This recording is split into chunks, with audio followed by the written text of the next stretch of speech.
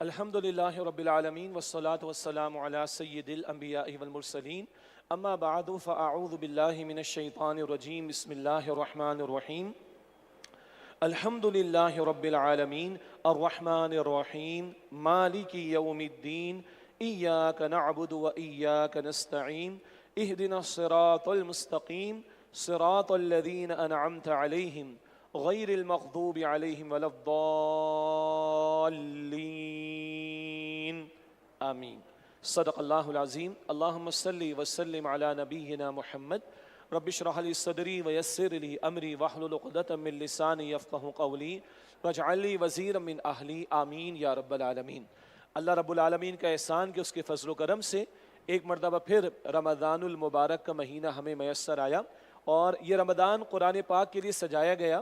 یہ تفصیلات سورۃ البقرہ کے مطالعے میں آئیں گی انشاءاللہ تعالی، اور یہ رات کی تراویح بھی اس لیے کہ قرآن حکیم کے ساتھ تعلق مضبوط ہو۔ بانی تنظیم اسلامی استاد محترم ڈاکٹر اسرار احمد صاحب رحمۃ اللہ علیہ نے 1984 سے دورہ ترجمہ قرآن مع تراویح کا سلسلہ شروع کیا، جس میں نماز تراویح کے ساتھ ساتھ قرآن حکیم کا ترجمہ اور مختصر تشریح کا بھی بیان ہوتا ہے، اور 150 گھنٹوں میں 3 مرتبہ قرآن پاک کی تکمیل ہوتی ہے۔ مدرس ہر آیت تلاوت کرے گا، ایک قرآن، ہر آیت کا ترجمہ کرے گا، دوسرا قرآن، اور پھر حافظ قرآن وہ تراویح میں سنائیں گے، تیسرا قرآن۔ صرف 150 گھنٹوں میں اللہ کی توفیق سے ہم 3 مرتبہ قرآن پاک کی تکمیل کرتے ہیں، سینکڑوں آیات کی تشریح، سینکڑوں رکعتوں کو ادا کرتے ہیں۔ اللہ کے نام سے شروع کر رہے ہیں، رب یسر ولا تعسر وتمم بالخیر۔ مسنون دعا ہے، اے اللہ آسانی فرما، اے رب آسانی فرما، مشکل نہ فرما، اور خیر کے ساتھ اس معاملے کو پائے تکمیل کو پہنچا دے۔ آغاز کر رہے ہیں سورۃ الفاتحہ سے، البتہ اس سے پہلے 2 آداب ہیں، ایک تعوذ اور ایک تسمیہ۔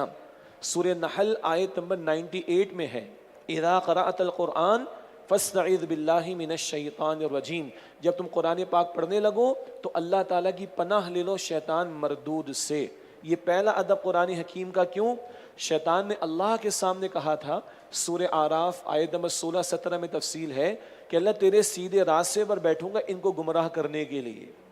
تو اس شیطان مردود سے بچنے کے لیے اللہ کی پناہ لینی، اور قرآن کریم سیدھا راستہ ہے جامع ترمذی کی حدیث کے مطابق، تو اس کی تلاوت کا پہلا ادب تعوذ، دوسرا ادب تسمیہ۔ پہلی وہی جو نبی علیہ السلام پر نازل ہوئی سورہ علق کی ابتدائی آیات، پہلی ہی آیت میں سورہ علق میں فرمایا اقرأ بسم ربک، پڑھیے اپنے رب کے نام سے۔ تو دوسرا ادب ہے جب بھی قرآن پاک کی تلاوت شروع کرو تسمیہ، بسم اللہ سے آغاز کر لینا چاہیے۔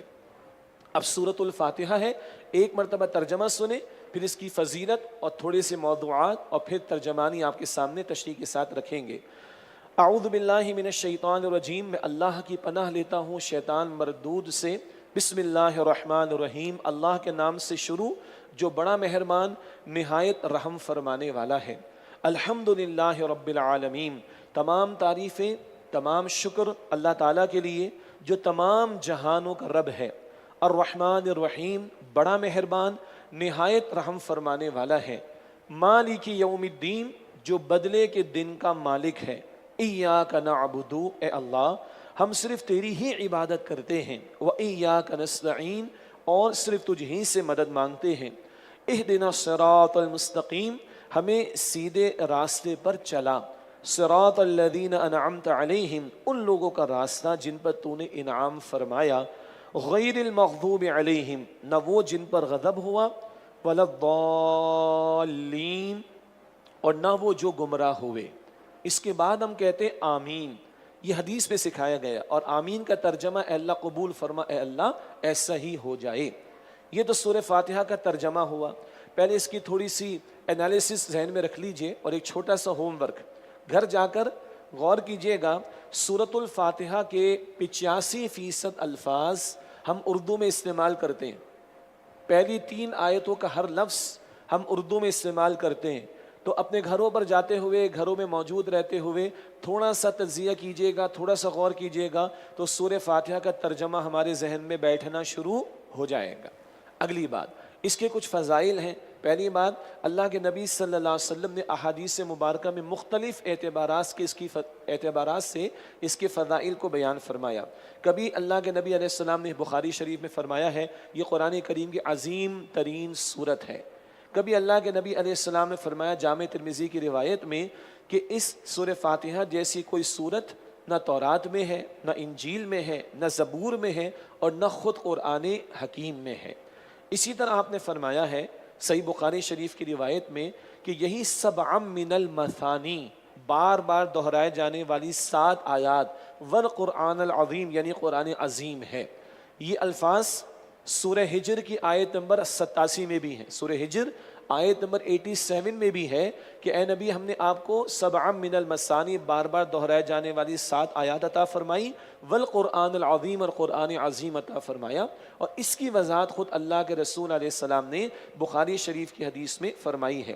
پھر آپ نے فرمایا صحیح مسلم کی روایت میں کہ 2 نور ایسے ہیں جو آپ صلی اللہ علیہ وسلم سے پہلے کسی کو نہیں دیے گئے، ایک سورۃ الفاتحہ اور ایک سورۃ البقرہ کی آخری 2 آیات جو معراج کی شب نازل ہوئیں۔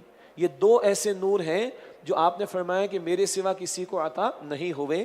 یہ صحیح مسلم شریف کی روایت ہے۔ اسی طرح ایک طویل حدیث ہے مسلم شریف میں جس کا حاصل یہ ہے کہ اللہ تعالیٰ فرماتا ہے کہ میں نے الفاتحہ کو اپنے اور اپنے بندے کے درمیان آدھا آدھا تقسیم کر لیا ہے، اور آدھا میرے لیے ہے اور آدھا میرے بندے کے لیے۔ ویسے تو دلچسپ بات ہے، حدیث میں صلات کا لفظ ہے، میں نے صلات کو اپنے اور اپنے بندے کے درمیان آدھا آدھا تقسیم کیا، لیکن آگے صحیح مسلم کی روایت میں پورا بیان سورۃ الفاتحہ کا ہے، گویا نماز کا لفظ یا صلات کا لفظ سورۃ الفاتحہ کے لیے استعمال ہوا۔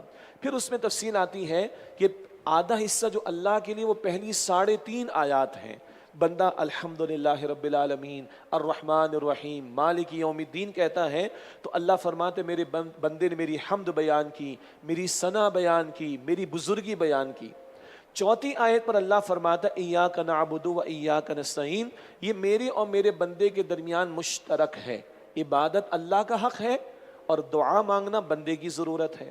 اور حدیث میں آیا اللہ فرماتا ہے جب بندہ کہتا ہے اہدنا الصراط المستقیم صراط الذین انعمت علیہم غیر المغضوب علیہم ولا الضالین، اللہ فرماتے سارا میرے بندے کے لیے ہے، وَلِعَبْدِي مَا سَأَلَ، اور میرے بندے نے جو مانگا اس کو عطا کیا گیا۔ اس قدر پیاری بات کہ اس سورہ فاتحہ کی ایک ایک آیت پر اللہ تعالیٰ جواب عطا فرماتا ہے، تو ذرا توجہ سے ٹھہر ٹھہر کر سورہ فاتحہ کی تلاوت کرنا چاہیے اور اثر لینا چاہیے کہ میرا رب اس کا جواب بھی دے رہا ہے۔ اب آئیے اس کے مضامین۔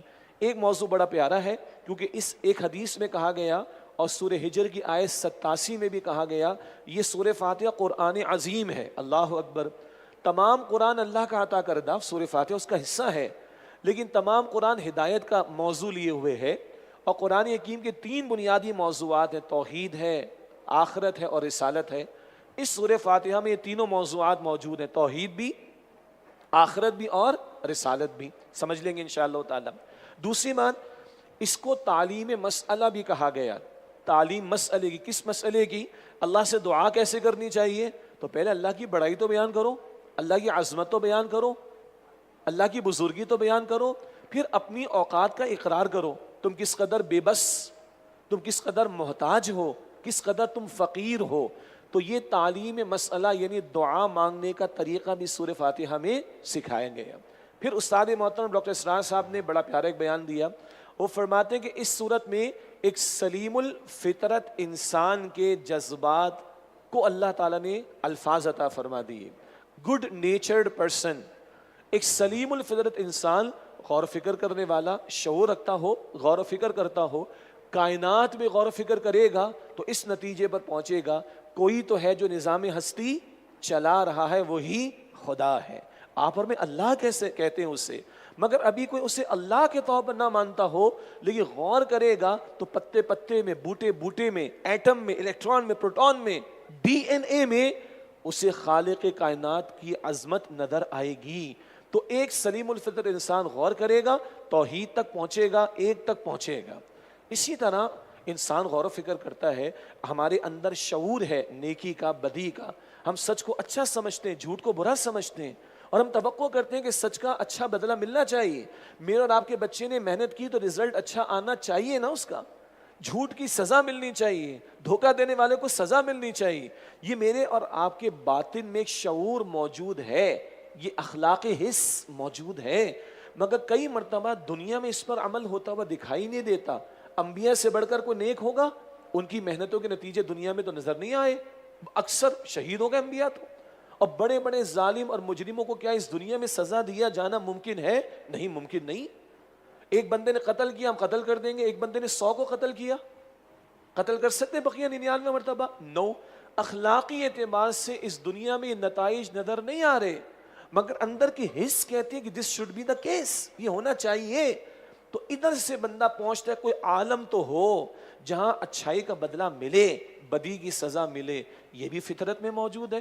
بڑے بڑے فلاسفر کنفیوشس جیسے لوگ بھی یہاں تک پہنچے. بس فرق کیا پڑ گیا؟ وحی کی تعلیم کو نہ مانا، پیغمبر کی تعلیم کو نہ ماننا تو گڑبڑ ہو گئی.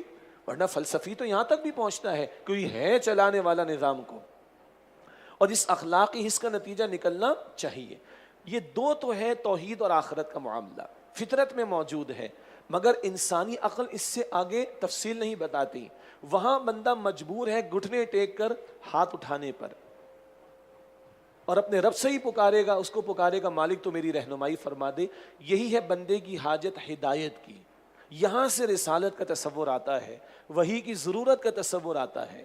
تو توحید ہو، آخرت ہو، بندے کی فطرت میں بلٹ ان کانسیپٹ موجود ہے، کانشیس موجود ہے. تفصیل عقل نہیں دیتی، وہ وحی کی تعلیم دیتی ہے، پیغمبر کی تعلیم دیتی ہے. یہاں سے رسالت کی ضرورت شروع ہو جاتی ہے. یہ میں نے آپ کے سامنے فضائل بھی رکھے، تھوڑے سے موضوعات، تینوں عقائد بھی اس میں ہیں. آدھا حصہ اللہ کے لیے، آدھا بندے کے لیے. حدیث بھی آ گئی مسلم شریف کی.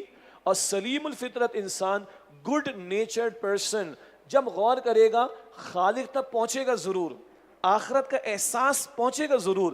تفصیل عقل نہیں دے گی، وہ وحی دیتی ہے. یہ سورۃ الفاتحہ کے موضوعات ہیں. اب تھوڑی سی تشریح کرتے ہیں، اور انشاءاللہ جب سورہ ہجر آیت 87 پر پہنچیں گے انشاءاللہ تعالی، تو وہاں پھر تھوڑی سی اور وضاحت آپ کے سامنے رکھ دیں گے. اب آئیے سورۃ الفاتحہ کا ترجمہ اور مختصر وضاحت. بسم اللہ الرحمن الرحیم. الحمدللہ رب العالمین. تمام تعریف، تمام شکر اللہ تعالیٰ کے لیے جو تمام جہانوں کا رب ہے. حمد کا ترجمہ تعریف کا بھی ٹھیک ہے، حمد کا ترجمہ شکر کا بھی ٹھیک ہے.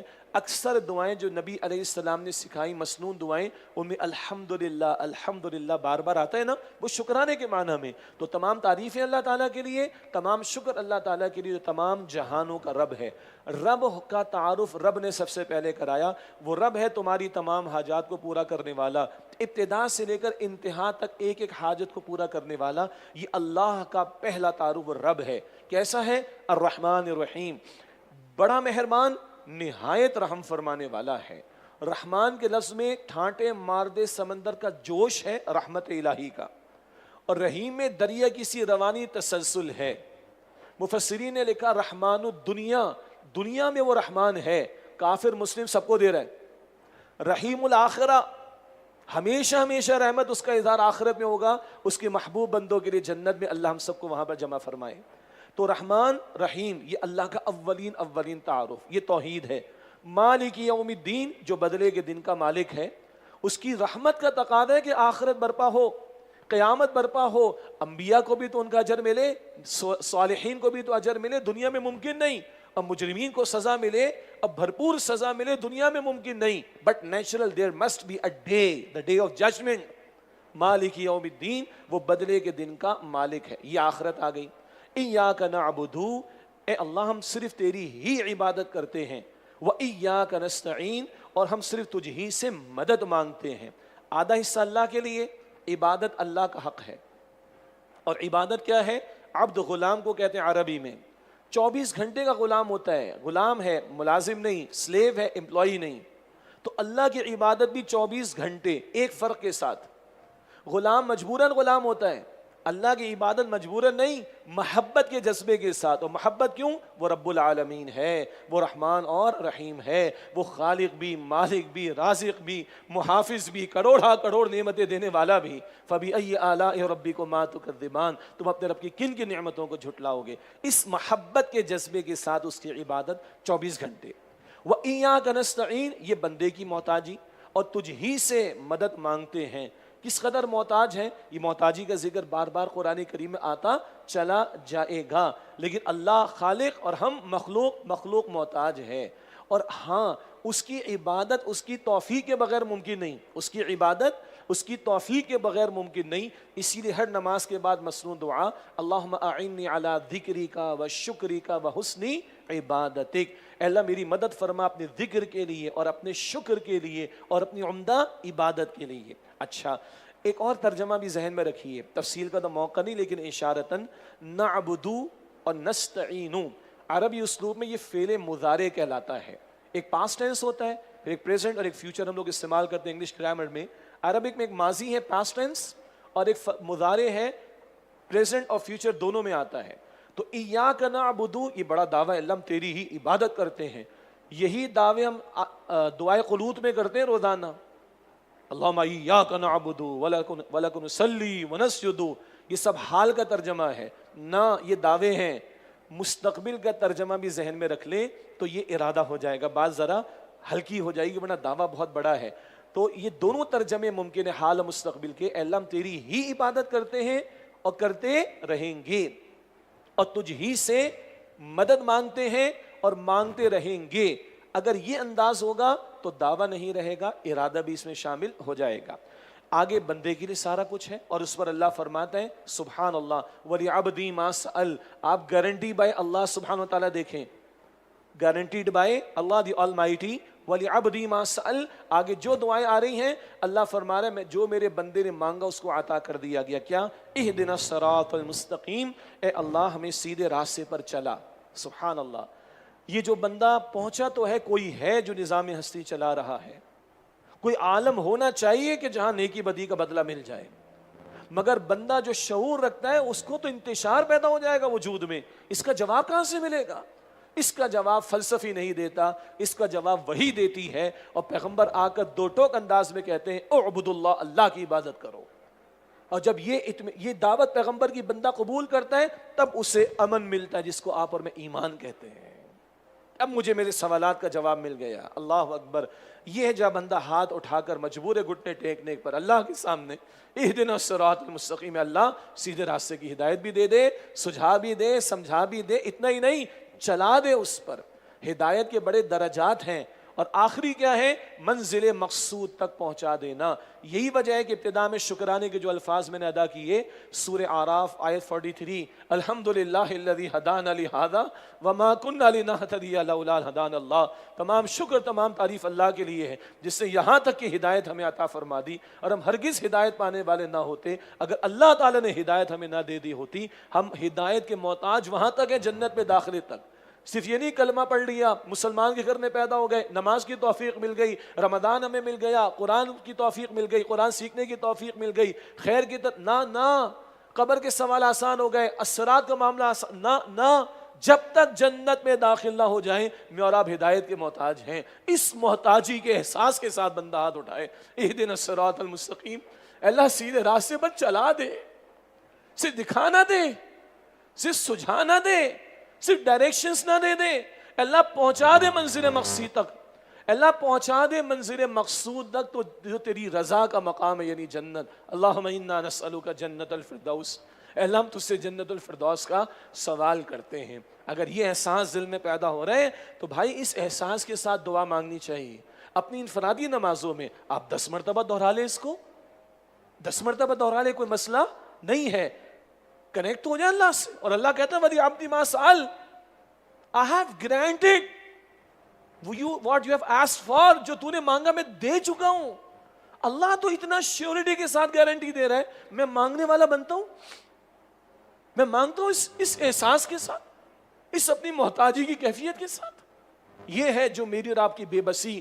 ہم مجبور ہیں مانگنے پر، مجبور ہیں مانگنے پر. اور وہ اتنا کریم ہے اس نے مانگنا خود سکھا دیا ہے، اس نے مانگنا خود سکھایا، اس نے دی سورہ فاتحہ مجھے اور آپ کو اہدنا الصراط المستقیم. پھر یہ ہدایت کہاں کہاں، یہ فرد کے لیے بھی، یہ گھر کے لیے بھی، یہ معاشرت کے لیے بھی، اور اجتماعی معاملات زندگی. مرد اور عورت میں کہاں توازن، انسان ٹھوکرے کھا رہا ہے. امپلائر امپلائی میں کہاں توازن، انسان ٹھوکرے کھا رہا ہے. آجر اور اجیر میں کہاں توازن آئے گا، انسان ٹھوکرے کھا رہا ہے. حکمران رعایا میں کہاں بیلنس آئے گا، انسان ٹھوکرے کھا رہا ہے. ان سارے امور میں ہدایت آپ کا میرے ایمان اللہ نے مکمل فرما کر دیے محمد مصطفیٰ علیہ السلام کے ذریعے. یہ اتنا بڑا حاجت کا معاملہ ہے, گلوبل لیول کا, فرد کا بھی, گھر کا بھی, ملک کا بھی اور پورے گلوب کا بھی مسئلہ ہے. یہ ہم سب کی محتاجی کا معاملہ. اہدنا الصراط المستقیم, اے اللہ میں سیدھے راستے پر چلا. صراط الذین انعمت علیہم, راستہ ان کا اے اللہ جن پر تو نے انعام فرمایا. صرف راستہ نہیں, انعام یافتہ لوگوں سے بھی جڑنا ضروری ہے, اور سب سے بڑھ کر انعام محمد مصطفیٰ علیہ السلام پر. چنانچہ قرآن بھی ضروری اور سنت رسول بھی ضروری صلی اللہ علیہ وسلم. قرآن کریم بھی ضروری اور صاحب قرآن بھی ضروری صلی اللہ علیہ وسلم. باقی انعام یافتہ لوگوں کی تفصیل سورۃ النساء آیت 69 میں ہے انشاءاللہ. انعام یافتہ لوگ سورہ نساء آیت نمبر 69, انبیاء, صدیقین, شہداء, صالحین, تفصیل وہاں پر آئے گی انشاءاللہ. ٹاپ پر انبیاء, اور انبیاء کے امام محمد مصطفیٰ علیہ السلام. تو قرآن بھی لازم, کیونکہ صراط مستقیم خود قرآن بھی ہے, حدیث جامع ترمذی کی. قرآن پاک بھی لازم اور صاحب قرآن صلی اللہ علیہ وسلم سے جڑنا بھی لازم. فرمایا صراط الذین انعمت علیہم, راستہ ان کا اے اللہ جن پر تو نے انعام فرمایا. غیر المغضوب علیہم, نہ وہ کہ جن پر غضب ہوا, ولا الضالین, اور نہ وہ جو گمراہ ہوئے. کن پر غضب ہوا؟ مسند احمد کی حدیث, اللہ کے رسول نے فرمایا یہود پر غضب ہوا. اور یہود کی تفسیر سورۃ البقرہ میں آ رہی ہے آپ کی میری عبرت کے لیے. کون گمراہ ہوئے؟ مسند احمد کی حدیث, اللہ کے رسول علیہ السلام نے فرمایا نصارہ ہیں. اور نصارہ کی کچھ تفصیل سورہ آل عمران میں آ جائے گی انشاءاللہ تعالی. تو نہ صرف یہ کہ سیدھے راستے پہ چلنا اور انعام یافتہ لوگوں میں اللہ شامل فرما, بلکہ ان سے بھی بچا جن پر غضب ہوا اور جو گمراہ ہو گئے. یہ یہود و نصارہ کا ذکر اس لیے آئے گا بار بار تاکہ ہم ان سے عبرت حاصل کرنے کی کوشش کریں. آخر میں ہم کہتے آمین. کیا ترجمہ ہے جی؟ اے اللہ قبول فرما. اور اصل آمین دل کی ہے, باقی کوئی آہستہ کہتا ہے, کوئی ذرا بلند آواز سے کہتا ہے, وہ بالکل ٹھیک ہے, اس میں کوئی پریشانی کی بات نہیں ہے, مگر اصل دعا دل سے. تو اصل آمین بھی دل سے بھی آنی چاہیے. اللہ تعالی ہم سب کے حق میں قبول فرمائے. الحمدللہ جی, سورۃ الفاتحہ کا مختصر بیان ہمارے سامنے آیا. اب اس کے بعد قرآن کریم کی طویل ترین صورت ہے سورۃ البقرہ, 40 رکوع, 286 آیات ہے, مدنی صورت. تفسیرات زیادہ آئیں گی انشاءاللہ. سورۃ البقرہ کے 40 رکوع ہیں. اس سے پہلے ذہن میں ایک بات رکھ لیجئے کہ 2/3 قرآن اس سے پہلے نازل ہو چکا ہے. کیا مطلب؟ آغاز وحی کے بعد نبی علیہ السلام 13 برس مکہ مکرمہ رہے, 13 برس مکہ مکرمہ میں رہے اور 10 برس مدینہ شریف میں رہے. تو 13 برس آغاز وحی کے بعد حضور مکہ مکرمہ میں, 2/3 قرآن مکی صورتوں پر مشتمل وہ نازل ہو چکا ہے. اب جب ہم سورہ البقرہ پڑھ رہے ہیں تو اس سے پہلے 2/3 قرآن آ چکا ہے, تو کچھ کنیکشن بعد میں آتا رہے گا انشاءاللہ. اور ہجرت کے بعد سورۃ البقرہ کا نزول ہو رہا ہے, اور بہت سارے مکی موضوعات وہ مکی صورتوں میں بعد میں ہم پڑھیں گے انشاءاللہ. اب اگلا نقطہ, یہ فاتحہ تو مکی صورت ہے, یہ بیان ہونے سے بات رہ گئی. فاتحہ مکی صورت. اب 4 طویل مدنی صورتیں آئیں گی, البقرہ, آل عمران, النساء, المائدہ. پھر 2 مکی صورتیں آ جائیں گی, پھر مدنی صورتیں آ جائیں گی. ترتیب نزول کی الگ ہے, مکی صورتیں پہلے, مدنی بعد میں. نزول کی ترتیب یہ ہے ترتیب تلاوت, ترتیب مصحف. یہ خود حضور معین فرما گئے صلی اللہ علیہ وسلم کون سی صورت کہاں رکھی جائے گی اور کون سی آیت کہاں رکھی جائے گی, حضور بتا گئے صلی اللہ علیہ وسلم. اگلی بات, یہ جو 40 رکوع البقرہ کے, ان کے 2 بڑے حصے کر لیں. ایک طرف 18 رکوع اور ایک طرف 22 رکوع. 18 رکوعوں میں غالب خطاب پچھلی امت مسلمہ بنی اسرائیل کے بارے میں ہے, اور ہم سے پہلے ان کے بارے میں ذکر کیوں ہے؟ ہماری عبرت اور سبق آموزی کے لیے, کیونکہ آج امت مسلمہ کے منصب پر میں اور آپ نبی اکرم علیہ السلام کی امتی کھڑے ہیں. تو ہماری سبق آموزی کے لیے, ہماری عبرت کے لیے اللہ سبحانہ و تعالی نے پہلے ان کا ذکر کیا. تو پہلے جو 18 رکوع ہیں ان میں غالب موضوع آئے گا بنی اسرائیل کے تعلق سے.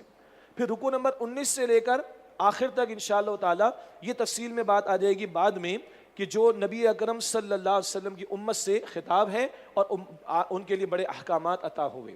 18 رکوعوں کے اندر بھی ایک اور تفصیل ہے, اور وہ تفصیل کچھ اس طریقے پر ہے کہ پہلے 4 رکوع جن کا ہم مطالعہ شروع کرنے لگے ہیں, یہاں قرآن پاک سے فائدہ اٹھانے والوں، قرآن پاک کی دعوت جو انقلابی دعوت اس کا انکار کرنے والوں، اور درمیان کی کیفیت والے منافقین کے کردار کو بیان کیا گیا۔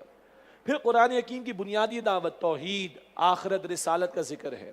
پھر قرآن کریم کا فلسفہ، خالق اور مخلوق کے درمیان کیا تعلق ہے، خلافت کا تصور، یہ بڑے اہم موضوعات ہیں جو پہلے 4 رکوع میں آئیں گے۔ پھر اگلے جو 10 رکوع ہوں گے ان میں بنی اسرائیل کا ذکر آئے گا۔ جب آغاز ہوگا تو تفصیل آئے گی، لیکن ذہن میں بٹھا لے وہ 10 رکوع بنی اسرائیل کے بارے میں ہماری عبرت کے لیے۔ پھر مزید 4 رکوع آئیں گے جن میں ابراہیم علیہ السلام کا ایک خاص حکمت کے تحت بیان آئے گا، اور تحویل قبلہ کا موضوع آئے گا، یعنی قبلے کی تبدیلی، اور یہ قبلے کی تبدیلی اعلان ہوگی تحویل امت کی تبدیلی کا۔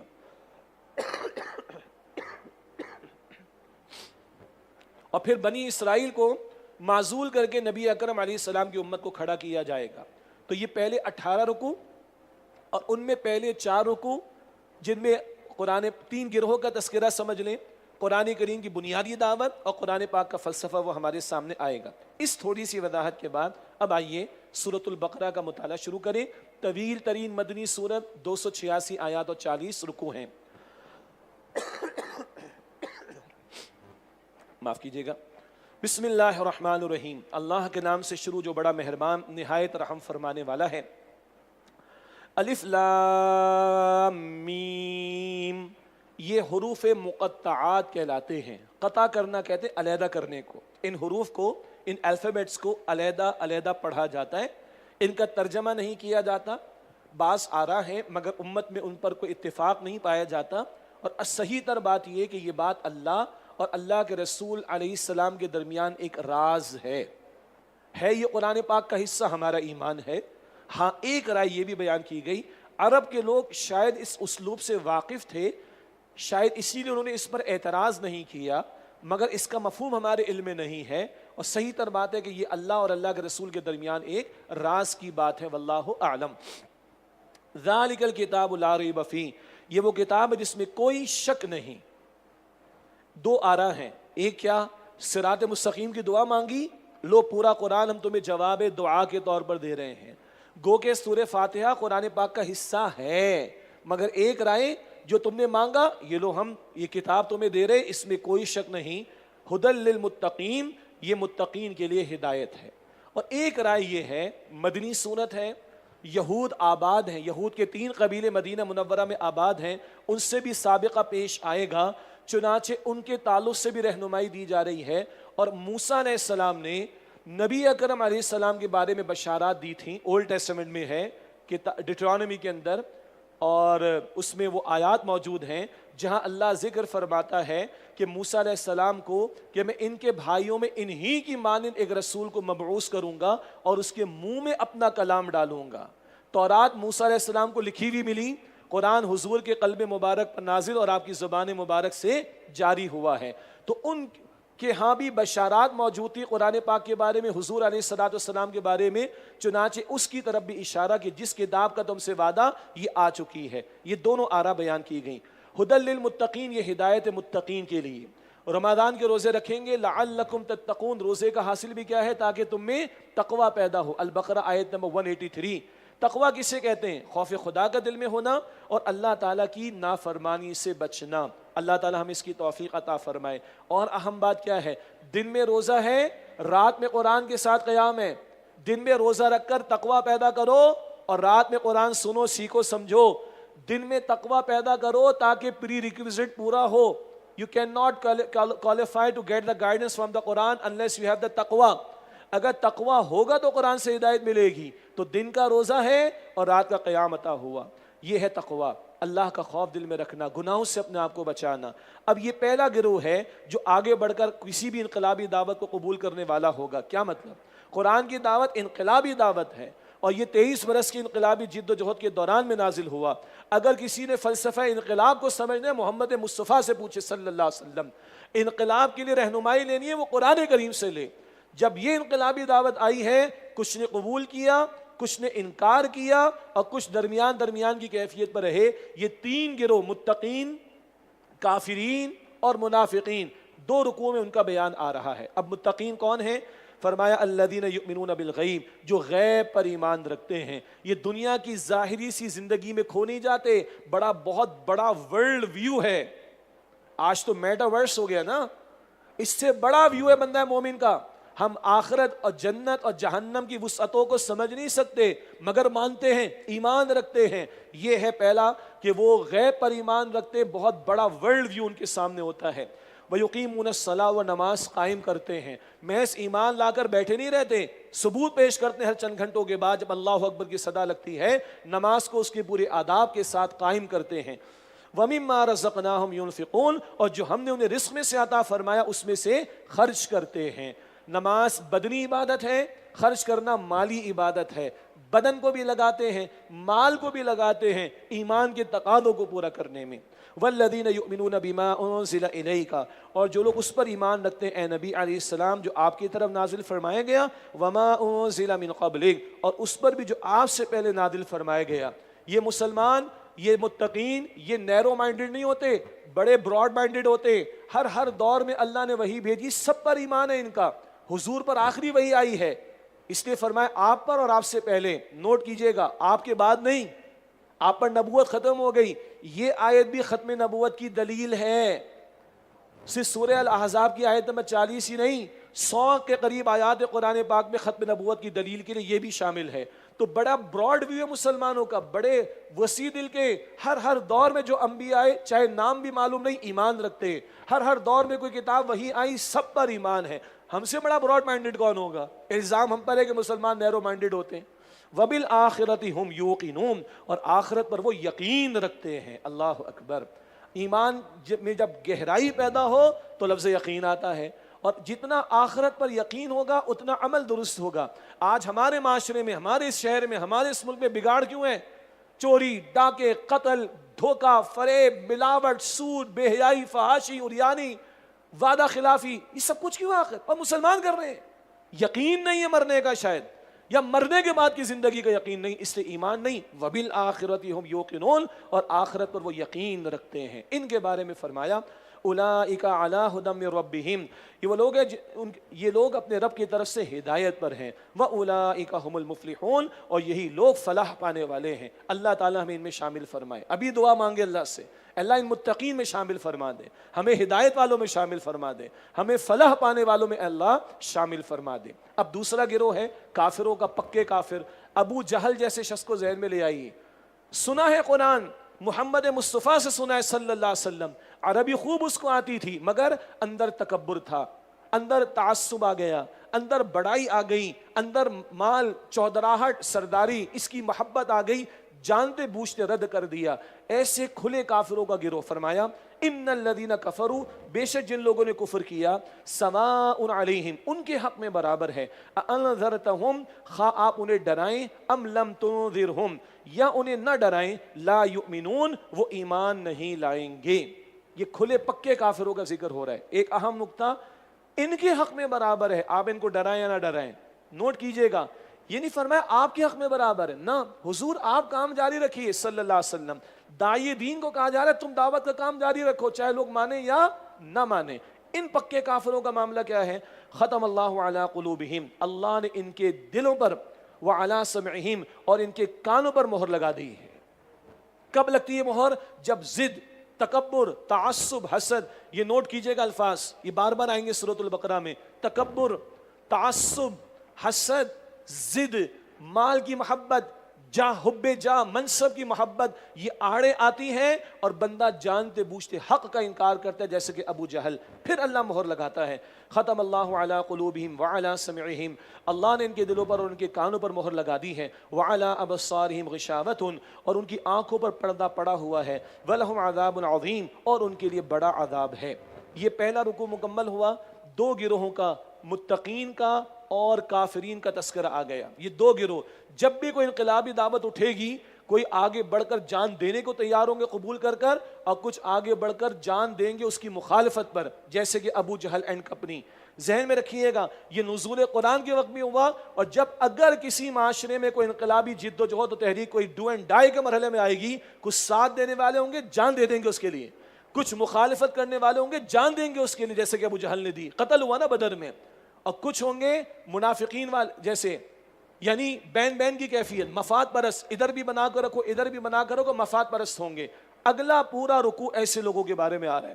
دوسرا رکوع، یہ نام ابھی قرآن پاک میں نہیں دیا، منافقین کا کردار بیان کر دیا ہے۔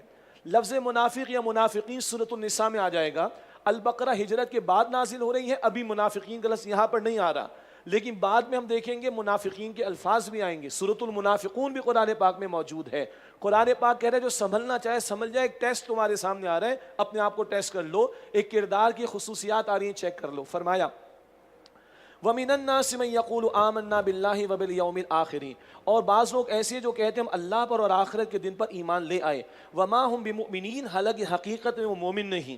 دو رائے ہیں، ایک یہود اللہ اور آخرت کو ماننے کا دعویٰ کرتے ہیں مگر محمد مصطفیٰ علیہ السلام کو نہیں مانتے، ان کا اللہ کو ماننے کا دعویٰ باطل، آخرت کو ماننے کا دعویٰ باطل۔ ایک دو منافقین اللہ کے رسول کو ماننے کا دعویٰ کرتے مگر ان کی اطاعت نہیں کرتے، دل سے ایمان نہیں لاتے، ان کی اطاعت نہیں کرتے، تو ان کا ایمان کا دعویٰ باطل۔ یہ دونوں آرا بیان ہوئی۔ اللہ فرما رہے وما هم بمؤمنین، حالانکہ حقیقت میں وہ مومن نہیں۔ یخادعون اللہ والذین آمنوا، وہ اللہ کو اور ایمان والوں کو دھوکہ دینا چاہتے ہیں۔ وما یخدعون الا انفسهم وما یشعرون، اور حقیقت میں وہ اپنے آپ کو ہی دھوکہ دے رہے ہیں اور وہ شعور نہیں رکھتے۔ سب سے بڑا دھوکہ کیا ہے؟ دنیا کے چند ٹکوں کی خاطر ایمان کا سودا کر رہے ہیں۔ محمد مصطفیٰ جد و جہد فرما رہے ہیں، مدنی دور ہے، اللہ کے دین کے لیے محنت ہو رہی ہے، اور یہ فرار اختیار کر رہے ہیں، یہ جان بچانا چاہتے ہیں، مال بچانا چاہتے ہیں، دھوکہ دینا چاہتے ہیں، دعویٰ اسلام کا اور اسلام کے تقاضوں سے فرار ہے، یہ دھوکہ دینا چاہتے ہیں مگر خود اپنے آپ کو دھوکہ دے رہے ہیں۔ وہ کیا ہے؟ آخرت برباد کر رہے ہیں۔ فرمایا فی قلوبہم مرض، ان کے دلوں میں نفاق کا مرض ہے۔ یہ میں ترجمانی کر رہا ہوں، ابھی لفظ نفاق قرآن پاک میں نہیں ہے۔ مرض کون سا ہے؟ نفاق کا۔ فزادہم اللہ مرضا، تو اللہ نے ان کا مرض اور بڑھا دیا۔ کیوں؟ خود اس طرف چلے ہو، اللہ ادھر ہی جانے دے گا۔ نوٹ کیجئے گا، یہ دنیا امتحان کے لیے اللہ نے راستہ واضح کر دیا، جو جس طرف جانا چاہے، حق یا باطل کی طرف۔ حق کی طلب رکھو گے اللہ حق میں خوب آگے بڑھا دے گا، باطل کی طلب رکھو گے اللہ ادھر ہی جانے دے گا۔ کیوں؟ امتحان میں جبر نہیں ہے، جو جس طرف جانا چاہے گا اللہ چلا دے گا۔ انہوں نے خود اپنے اندر یہ محبت پیدا کی دنیا کی، فرار اختیار کر رہے دین سے، اللہ نے اس مرض کو بڑھا دیا۔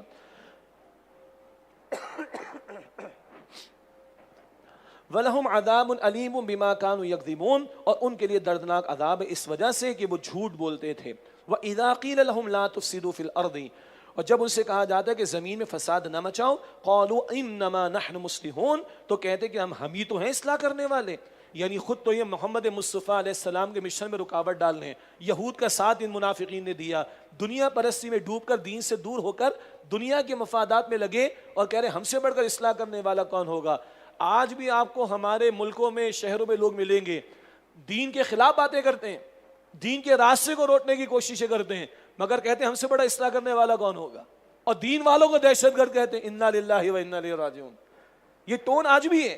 تو یہ کہتے ہیں ہم ہی تو ہیں اصلاح کرنے والے۔ اللہ کا تبصرہ، الا انہم هم المفسدون، آگاہ ہو جاؤ بے شک یہی فساد کرنے والے ہیں، ولکن لا یشعرون، لیکن وہ شعور نہیں رکھتے، دنیا کی محبت میں ڈوب کر دین کا سودا کر رہے، ایمان کے تقاضوں سے بھاگ رہے، ان کا پھر کیا ہے؟ آخرت میں عذاب کے سوا کچھ بھی نہیں۔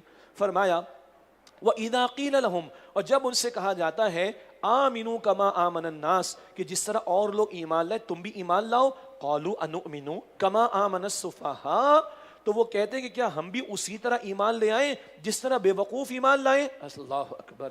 حضور کے پیارے صحابہ وہ ایمان میں معیار ہیں، اسی البقرہ میں پہلے پارے کے آخر میں آ جائے گا، اور وہ دین کی خاطر سب کچھ لٹانے قربان کرنے میں لگے ہوئے ہیں۔ دنیا پرست منافقین جب یہ دیکھتے کہتے بے وقوف ہے، دماغ خراب ہو گیا، فینیٹکس ہو گئے، نہ جان کی فکر، نہ مال کی فکر، نہ کیریئر کی، نہ پروفیشن کی، نہ بزنس کی، لگائے جا رہے ہیں۔ دنیا پرست منافق کہتا ہے یہ بے وقوف۔ اللہ اکبر۔ کس کو؟ سچے ایمان والوں کو۔ اللہ کا تبصرہ سنیے، الا انہم هم السفہاء، آگاہ ہو جاؤ بے شک وہی بے وقوف ہیں، ولکن لا یعلمون، لیکن وہ جانتے نہیں ہیں۔ ان سے بڑا بے وقوف کون ہوگا کہ دنیا بنانے کے چکر میں آخرت برباد کر رہے ہیں۔ اور سن لیجئے گا بھائی، آج دین میرے اور آپ کے سامنے ہے، آج اس دین کی مغلوبیت کے دور میں مجھے اور آپ کو آگے بڑھنا چاہیے، اور اگر آج ہم دین کی پکار پر لبیک نہیں کہہ رہے، صرف دنیا، کیریئر، پروفیشن، اپنا سیف اینڈ ساؤنڈ مستقبل دنیا کا، اگر ہم بھی اسی چکر میں لگے تو بس میں اپنے آپ سے پوچھ لوں، آپ اپنے آپ سے پوچھ لیں، ہم کہاں کھڑے ہیں؟ بات فتوے کی نہیں ہے، بات قرآن پاک کے مطالعے کے ذیل میں اپنا جائزہ لینے کی ہے۔ وَإِذَا لَقُوا الَّذِينَ آمَنُوا، اور جب یہ منافقین ان لوگوں سے ملتے جو ایمان لائے، قَالُوا آمَنَّا، تو کہتے ہیں کہ ہم ایمان لے آئے۔ وَإِذَا خَلَوْا إِلَىٰ شَيَاطِينِهِمْ، اور جب تنہائی میں اپنے شیاطین یعنی سرداروں کے پاس جاتے ہیں، قَالُوا إِنَّا مَعَكُمْ، تو ان سے کہتے ہیں کہ بے شک ہم تمہارے ساتھ ہیں، إِنَّمَا نَحْنُ مُسْتَهْزِئُونَ، ہم تو مسلمانوں سے صرف مذاق کرتے ہیں۔ اللہ اکبر! یہ ہے دو رخا پن۔ منافق کہتے ہیں دو منہ والے کو، ڈویلٹی والا کردار۔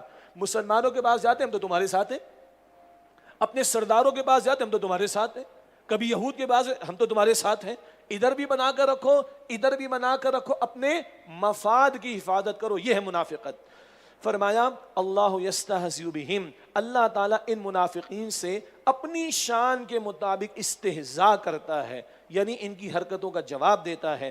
وَيَمُدُّهُمْ فِي طُغْيَانِهِمْ يَعْمَهُونَ، اور انہیں ڈھیل دیتا ہے کہ وہ اپنی سرکشی میں بھٹکتے رہیں۔ أُولَٰئِكَ الَّذِينَ اشْتَرَوُا الضَّلَالَةَ بِالْهُدَىٰ، یہ وہ لوگ ہیں جنہوں نے ہدایت کے بدلے گمراہی خرید لی۔ فَمَا رَبِحَتْ تِجَارَتُهُمْ، لہذا نہ تو ان کی تجارت نے کچھ نفع دیا، وَمَا كَانُوا مُهْتَدِينَ، اور نہ ہی وہ ہدایت یافتہ ہوئے، آخرت برباد کر رہے ہیں۔ اس سے بڑا گھاٹے کا سودا کیا ہوگا؟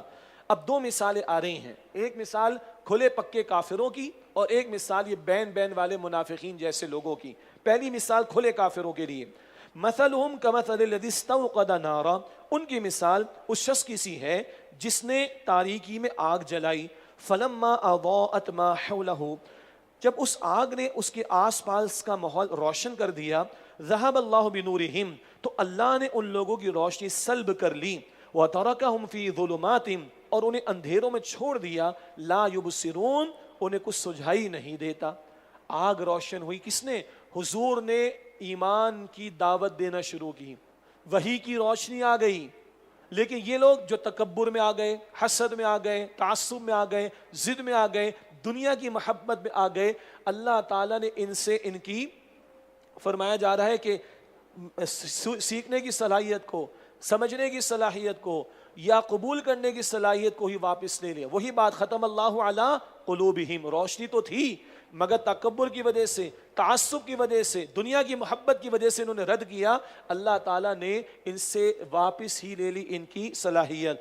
ذہب اللہ بنورہم، ان کی روشنی اللہ نے سلب کر لی، اندھیروں میں انہیں چھوڑ دیا، انہیں کچھ سجھائی نہیں دیتا۔ پھر نوٹ کیجئے گا کب ہوتا ہے؟ جب بندہ جانتے بوجھتے تکبر تعصب میں مبتلا ہو۔ صم بکم عمی، وہ بہرے گونگے اندھے ہیں، فہم لا یرجعون، تو وہ ہدایت کی طرف رجوع نہیں کریں گے۔ اب دوسری مثال ہے درمیان کے لوگوں کی، او کصیب من السماء فیہ ظلمات ورعد وبرق، یا ان منافقین کی مثال ایسی ہے کہ آسمان سے بارش برس رہی ہو جس میں اندھیرے ہوں اور بادل کی گرج ہو اور بجلی کی کڑک ہو، یجعلون اصابعہم فی آذانہم، تو وہ اپنی انگلیاں اپنے کانوں میں ڈال لیتے ہیں، من الصواعق حذر الموت، کڑک کے باعث موت کے ڈر سے، واللہ محیط بالکافرین، اور اللہ تعالیٰ کافروں کا احاطہ کیے ہوئے ہے۔